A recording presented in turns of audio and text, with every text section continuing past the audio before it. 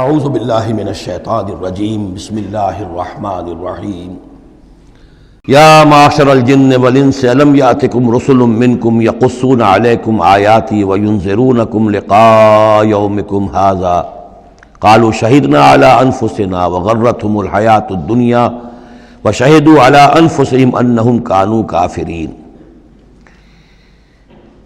کہا جائے گا اس دن، یہ گویا کہ یہاں محذوف ہے، اے جنوں اور انسانوں کی جماعت ہو، کیا تمہارے پاس نہیں آ گئے تھے رسول تم ہی میں سے؟ اب چونکہ دونوں کو جمع کر کے کہا جا رہا ہے تو جو انسانوں میں سے رسول ہیں گویا کہ وہی جنات کے لیے بھی رسول ہیں۔ یقصون علیکم آیاتی، جو سناتے تھے تمہیں میری آیات، وینذرونکم لقاء یومکم ھذا، اور تمہیں خبردار کرتے تھے، باخبر کرتے تھے آج کے اس دن کی ملاقات کے بارے میں۔ قالوا شہدنا علی انفسنا، وہ کہیں گے کہ ہم خود گواہ ہیں اپنی جانوں پر، اور علی، ہم اپنی جانوں کے خلاف خود گواہ ہیں، حاضر ہیں۔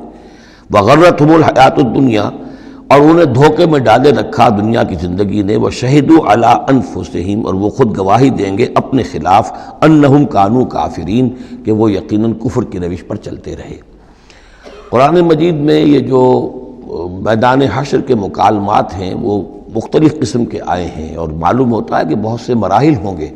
کسی مرحلے میں کچھ لوگ ہوں گے جو صاف انکار بھی کریں گے، ہم پڑھ چکے ہیں، وہ کہیں گے فَلَمْ تَكُنْ فِتْنَتُهُمْ إِلَّا أَنْ قَالُوا، اس وقت کوئی چال نہیں رہے گی کہ مَا كُنَّا مُشْرِكِينَ، ہم تو مشرک نہیں تھے۔ تو یہ مختلف مواقع ہیں، مختلف گروہ ہیں، مختلف جماعتیں ہیں، اس لیے ان میں یہ نہیں سمجھنا چاہیے کہ کوئی تضاد ہے، بلکہ یہ کہ یہ مختلف مواقع پر مختلف لوگوں کی طرف سے جو بات ہوگی اس کو بیان کیا گیا ہے۔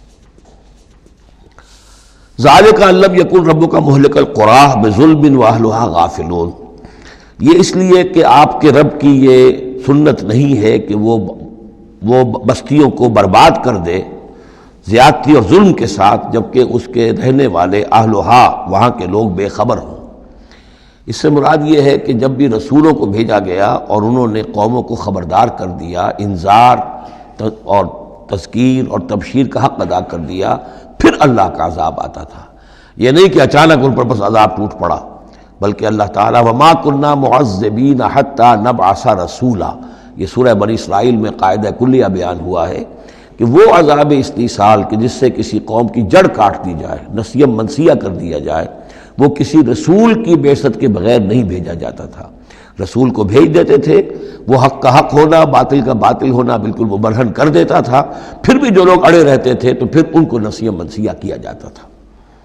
وَلِكُلٍّ دَرَجَاتٌ مِّمَّا عَمِلُوا، اور ہر ایک کے لیے درجات ہیں، مقامات اور مراتب ہیں ان کے عمل کے اعتبار سے۔ ظاہر بات ہے کہ نیکوکار بھی سب ایک جیسے نہیں اور بدکار بھی سب ایک جیسے نہیں۔ وَمَا رَبُّكَ بِغَافِلٍ عَمَّا يَعْمَلُونَ، اور آپ کا رب بے خبر نہیں ہے، غافل نہیں ہے اس سے کہ جو یہ کر رہے ہیں۔ وَرَبُّكَ الْغَنِيُّ ذُو الرَّحْمَةِ، اور آپ کا رب تو غنی ہے، اسے کسی کو عذاب دے کر کوئی اس کو فائدہ نہیں، اور کسی کی بندگی سے اور اطاعت سے اس کا کوئی رکا ہوا کام نہیں ہے کہ جو بن جائے گا، وہ تو غنی ہے، ذو الرحمہ، رحمت واجہ ہے۔ ان یشاء یذھبکم، اور اس کی شان یہ ہے کہ وہ چاہے تو تم سب کو لے جائے، ختم کر دے۔ ویستخلف من بعدکم ما یشاء، اور تمہارے بعد جن کو چاہے وہ لے آئے، ایک نئی مخلوق لے آئے، ایک نئی سپیشیز لے آئے، ایک نئی نسل آدم پیدا کرتے۔ اللہ کا اختیار مطلق ہے۔ کما انشأکم من ذریۃ قوم آخرین، جیسے کہ تمہیں اٹھایا ہے کسی اور قوم کی نسل میں سے۔ قوم عاد تھی عرب میں بڑی زبردست، لیکن جب اس کو تباہ و برباد کر دیا گیا تو انہی میں سے جو لوگ چند ساتھی اہل ایمان تھے حضرت ہود کے، وہی لوگ وہاں سے ہجرت کر کے چلے گئے، اور ان کے ذریعے سے پھر سمود کی قوم جو ہے وہ انہی کے ذریعے سے وجود میں آئی۔ پھر سمود کو بھی ہلاک کر دیا گیا، تو پھر ان میں سے جو اہل ایمان تھے وہ کہیں چلے گئے ہجرت کر کے، تو ان سے ایک اور قوم وجود میں آ گئی۔ تو فرمایا جیسے تمہیں بھی ہم نے اٹھایا ہے اور قوموں کی نسل میں سے، اسی طریقے سے ہم تمہیں ہٹا کر کسی اور قوم کو لے آئیں گے۔ انما توعدون لآت، جس چیز کا تم سے وعدہ کیا جا رہا ہے یا دھمکی دی جا رہی ہے وہ آ کر رہے گی۔ وما انتم بمعجزین، اور تم عاجز کر دینے والے نہیں ہو، اللہ کو عاجز نہیں کر سکتے، اللہ کے یہ وعدے پورے ہو کر رہیں گے۔ قل یا قوم اعملوا علی مکانتکم انی عامل، اب یہ ہے چیلنجنگ انداز، کہہ دیجئے اے میری قوم کے لوگوں، کر لو جو کچھ کر سکتے ہو اپنی جگہ پر، میں بھی کر رہا ہوں جو میرے بس میں ہے۔